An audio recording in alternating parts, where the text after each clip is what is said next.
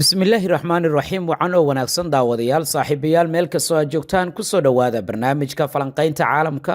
waa 25 bisha May sanadka 2026 maalin Isniin ah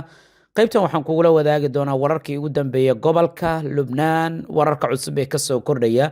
go'aanka Qaasim Naciim uu gaaray iyo Mareykanka cadaadiska uu Xisbullah saarayo Sacuudiga Qatar iyo sidoo kale Pakistan madabin ayaa loo dhigay waa maxay qorshaha laga doonayo iyo sida uu Mareykanka ugu cadaadinayo inay ku biiraan heshiiska Abraham Accord haddii aanay sameynin maxaa dhacaya waxaan kula wadaagi doonaa sidoo kale garabka military ee xoogagga iska cabinta oo baahiye fariin uu ka tagay oo dardaaran ahayd Ciisadiin Al-Xadaad fariintaasi iyo waxa ay tahay waxaan sidoo kale aan eegi doonaa macluumaadyo kale oo ku saabsan gobolka Ruushka mar haddii duqeymo culus uu ka fuliyay gudaha dalka Ukraine maalintii shalay isagana maanta xarumo muhiim ayaa laga bartilmaameysada qodobo kale ayaa raaci doona soo dhawaada saaxiibayaal meel kastoo aad joogtaan ku soo dhawaada mar kale iyo maracadda show barnaamijka falanqaynta caalamka adig iyo asaaga asal waad wadaagtaan arag iyo itaalka iyo inaayana ma dheeride aqoontaad ku dhaaftaa معهد نافع أونلاين waxa ay ku diyaarisay barashada higaada Carabiga oo aad muddo yar oo kooban ku baranayso iyo taxfiidka Quraanka Kariimka ah iyo sidoo kale culumta shariicada sida fiqiga xadiidka tafsiirka siirada iyo luqadda Carabiga halka waxa kugu diyaara macallimiin ku hadla afka hooyo ee Soomaaliga iyo luqadda Ingiriiska waxaadna kala xiriiri kartaa nambarada shaashada kaaga muuqda معهد نافع لتحفيظ القرآن وعلومه markale isku soo noqod wanaagsan daawadayaal saaxiibayaal waxaan ku hormarayaa dhanka iyo dalka Lubnaan maalintii shalay dagaalkii ugu cuslaa ayaa dhex maray Israa'iil iyo sidoo kale Lubnaan waxa la duqeeyay goobo dhowr ah oo ku yaala gudaha dalka Lubnaan gaar ahaan deegaanada dhinaca xadka iyadoo Xisbullah dhankooda ay soo bandhigeen muuqaal muujinaya iyaga oo burburiyo saldhig military oo leeyihiin ciidanka Israa'iil dhanka duqeynta haddii aan ku hormarno mas'uuliyiinta dowladda Lubnaan ayaa sheegay in ka badan 18 ruux inay dhinteen dad kalena dhaawacyo ay soo gaareen tan iyo gelinkii dambe ee shalay markii duqeymo laga fuliyay deegaanada dhinaca xadka ah Xisbullah waxay dhankooda ay burburiyeen saldhig military oo ciidamada Israa'iil dhawaan halkaas ay ka sameysteen si gaar ahaaneed waxay saldhigaasi ciidamada Israa'iil ay ka sameeyeen deegaanka lagu magacaabo Al-Bayaada wuxuu deegaankan u dhacaa dhanka galbeed ee xadka Lubnaan iyo Israa'iil ay wadaagaan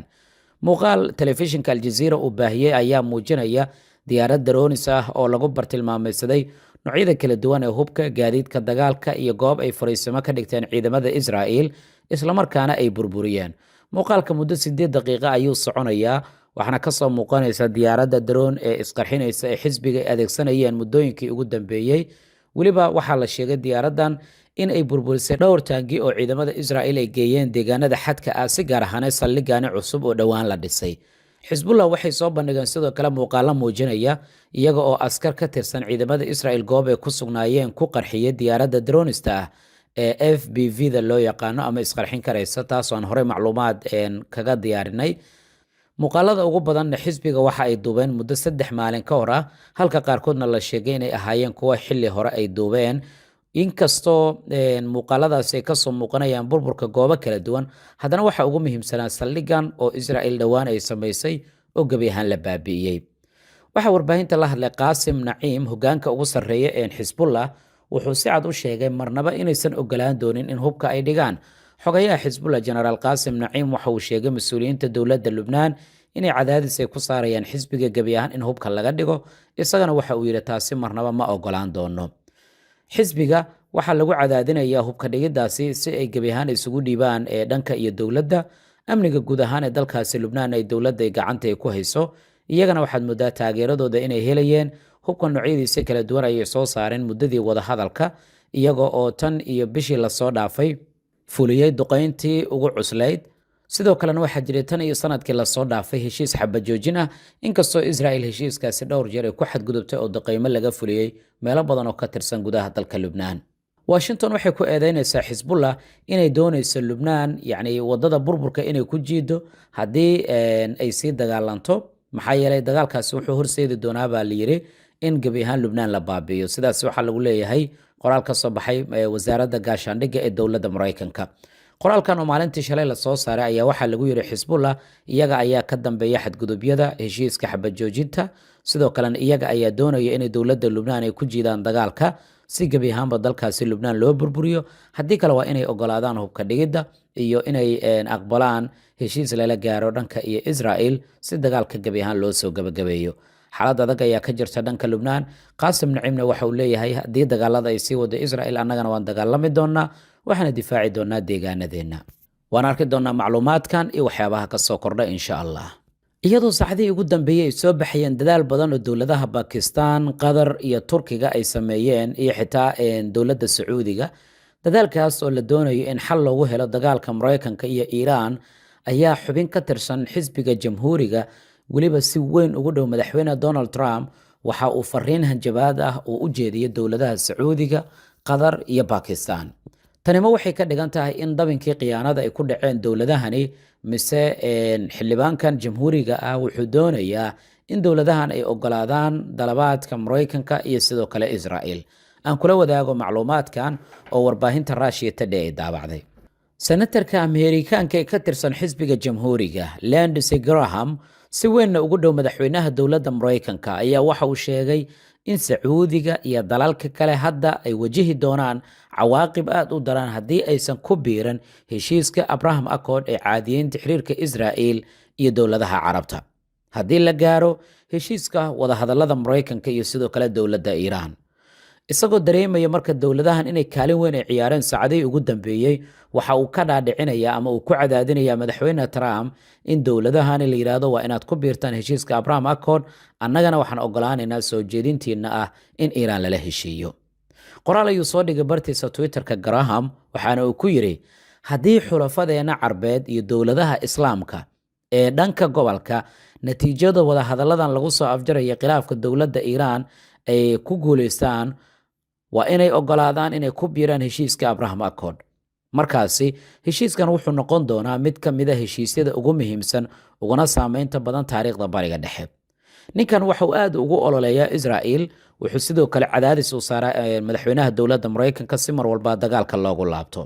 waxa uu taagan yahay ku biiritaanka Sacuudiga, Qatar iyo Bakistan heshiiska Abraham Accord waxa uu bedeli doonaa guud ahaan gobolka iyo dunida, isagoo tilmaamay in arrintaasi ay tahay tallaabo caqli badan oo uu qaaday madaxweynaha dowladda Mareykanka Mr. Trump. mar uu si gaar ahneed kaga hadlaya Sacuudiga iyo dowladaha Islaamka, wuxuu yidhi waa waqtigii la qaadi lahaa tallaabooyin geesinimo leh si loo dhiso mustaqbal cusub oo Bariga Dhexe ah. waxaana la filayaa sida madaxweyne Trump uu tilmaamay in aad ku biiri doontaan heshiisyada Abraham Accord, taas oo si dhaba u soo afjari doonta khilaafka Carabta iyo Israel. sidaas ayuu leeyahay. wuxuu sii raaciyey haddii aad diidaan marka soo jeedinta madaxweyne Donald Trump, taasi waxay saameyn xun ay ku yeelan doontaa xiriirkeenna mustaqbalka. sidoo kalena qorshaha nabadda wuxuu noqon doonaa mid aan la aqbali karaynin, yacni dhanka Iiraan in lala heshiiyo, cunaqabataynta laga qaado, wax walba yacni la ogolaado, waxaan la aqbalaynin ayay yacni noqon doontaa ayuu leeyahay. waxaa intaas sii dheer buu yidhi taariikhdu waxay arrintaasi u diiwaangelin doontaa qalad weyn, yacni idinkoo aanan Abraham Accord ku biirin in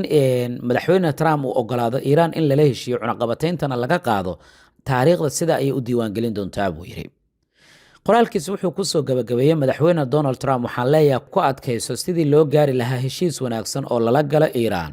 waxaase ka sii muhiimsan inaad ku adkaysato in Sacuudiga iyo dalalka kale ay ku biiraan heshiiska Abraham Accord, qayb ka mid ah wadahadalladan. tanima waxay ka dhigan tahay marka inuu Israel uu ku qancinayo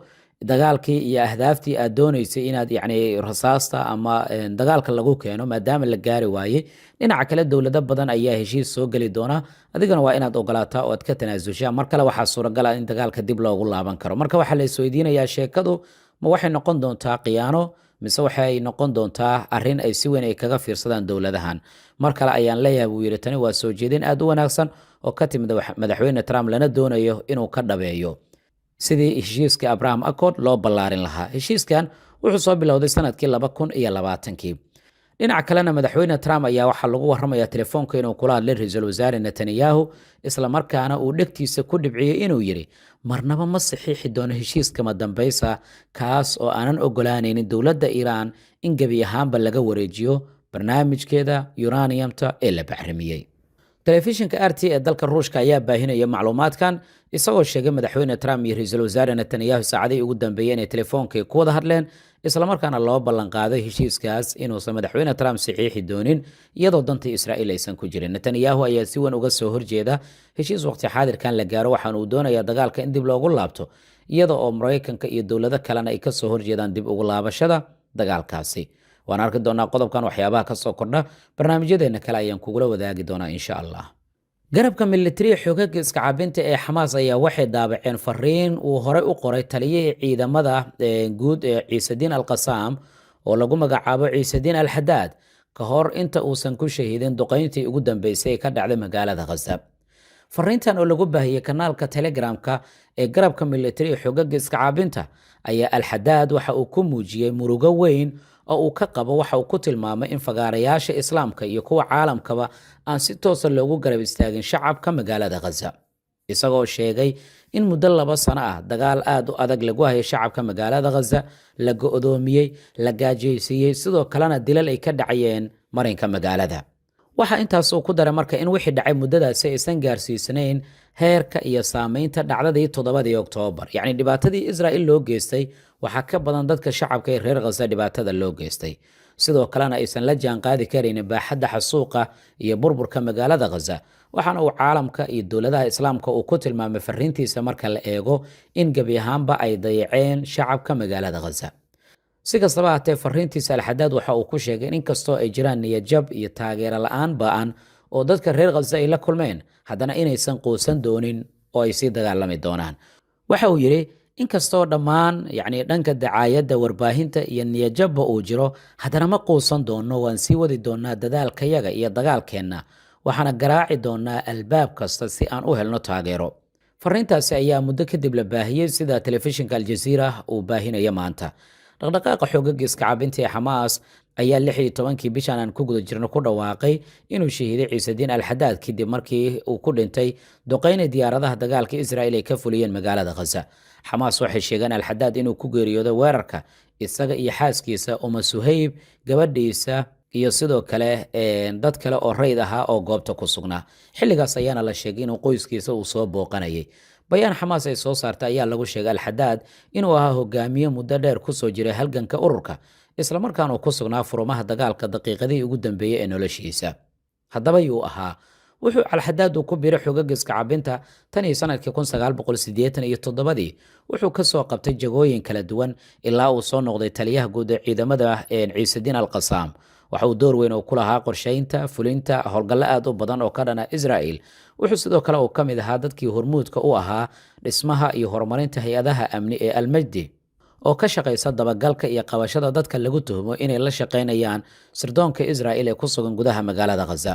dhowr jeer ayaa la isku dayay in la dilo. sanadkii 2009 gurigiisa oo xilligaasi ku yaalay xaafadda Shujaaciya ayaa la duqeeyay intii lagu guda jiray dagaalkii loogu magac daray Al-Furqaan. waxaa mar kale la bartilmaameedsaday ama la beegsaday sanadihii 2012 ilaa 2021 kadib 7 Oktoobar 2023 Israa'iil waxay si joogto ah u beegsanaysay gurigiisa iyo goobaha laga tuhmayo inuu ku sugan yahay. ugu dambeyntiina waxa uu ku shahiiday duqeyntii ka dhacday magaalada Gaza 16 bishan. fariintiisii ugu dambeysayna wuxuu si weyn diiradda ugu saaray caqabadaha ku saabsan taageero la'aanta magaalada Gaza isla markaana waxa ay xambaarsaneed adkaysi iyo sii wadida dagaalka inkastoo duruufo adag ay haysteen shacabka magaalada Gaza. hay-adaha amniga ee dowladda Ukraine ayaa waxay shaaci ka qaadeen maalintii shalay in diyaaradaha aan duuliyaha lahayn ee droniska inay weerar ku qaadeen xarumo muhiim ah oo lagu kaydiyo shidaalka dalkaasi Ruushka taas oo ku taala deegaanka lagu magacaabo ama gobolka Vladimir lagu magacaabo ee dalkaasi Ruushka. hay-adda sirdoonka ee dowladda Ukraine waxay leedahay xaruntaasi waxay door weyn ka ciyaaraysay gudbinta shidaalka loo diro magaalada Moscow iyo deegaanada ku hareeraysan. waxa kale oo ay sheegeen in weerarkaasi kadib ay duqeymo kale ay ka fuliyeen goobo dhowr ah. war hay-addu ay ku baahisay baraha bulshada waxa lagu sheegay in xaruntaani shidaal ay ku yaaleen baqaaro aad u waaweyn shidaalkana loogu gudbiyo magaalada Moscow oo caasimadda dalka Ruushka ah. dhinaca kalena dowladda Finland ayaa lagu warramayaa inay diyaarinayso difaaca dhulka hoostiisa. hoyga dagaalka ee Finland ma wuxuu noqonayaa mid si weyn loo danaynayo. maayarada qaar ka mid ah magaalooyinka dalka Ukraine ayaa booqasho waxay ku tageen magaalada Helsinki oo caasimadda dalka Finland halkaas oo sawirro ay sheegeen inay ku galeen god aad u weyn oo dhagax ah oo laga qoday dhulka hoostiisa, waxayna aaday ula yaabeen baaxadda iyo awoodda hoygan, kaas oo la sheegay inuu qaadi karaya in ka badan 6,000 oo ruux. mas-uuliyiinta dowladda Ukraine waxay ka mid ahaayeen ku dhowaad 800 oo wafdi oo ajaaniba oo booqasho ku tagay hoyga rayidka ee Marihaka lagu magacaabo, halkaas oo hoy ay Finland ay ugu talagashay in loo isticmaalo dhowr ujeedo, gaar ahaan xaaladaha degdega. hoygan waxa uu noqday goob ay shirkadaha Finland ay ku soo bandhigaan khibradooda iyo farsamooyinkooda dhismaha, gaar ahaan dhanka dagaalka. goobtan waxaa la sheegay inay tahay goob aad u weyn, sidoo kalena waxaa yaalla gudaha markaad eegto goobo jim ama jimicsi, goob caruurta ay ku ciyaarto, adeegyada kala duwan ee bulshada, garoomo diyaaradeed iyo xarumo dhowr ah. maanta sida la sheegay waxaa aadi loo isticmaalaa dhismayaasha dhulka hoostiisa. markaad eegto dagaalada ka dhacaya qaybo badan oo caalamka ah, in dhulka hoostiisa la adeegsadana waxaad moodaa inay noqoto mid caan ah wixii ka dambeeyey 2020kii. wasiirka wasaaradda arrimaha dibadda ee dowladda Mareykankana waxa uu sheegay heshiiska dowladda Iiraan suuragal inay tahay maanta in la soo gabagabeeyo, Israa'iilna ay xaqi u leedahay inay isdifaacdo mar haddii weerar ay la kulanto, halkaasoo aad ka dareemayso wax badan inay isku qasan yihiin. Israa'iilna in la siinayo awoodda mar walba isku difaaci karayso. afhayeenka baarlamaanka ee dowladda Iiraanna dib ayaa loo doortay mar kale, waa Maxamed Baaqir Khalibafe. afhayeenka wasaaradda arrimaha dibadda ee dowladda Iiraanna waxa uu leeyahay waxaa la joogaa waqti kasta waqtigii aan ka jawaabi lahayn weerar cadowga inooga yimaada. saacadaha soo socdana waxaa suuragal ah in heshiiska madambaysa lagu dhawaaqo, kaasoo lagu soo gabagabeynayo dagaalkii 28 February dib u bilowday ee Mareykanka iyo Israa'iil oo isku dhinacay ku qaadeen dowladda Iiraan. waxyaabaha ka soo kordha arrimaha barnaamijyadeena kale ayaan kugula wadaagaya insha Allah. laysan muuqaalka la wadaag saaxiibadaada, waad mahadsan tahay.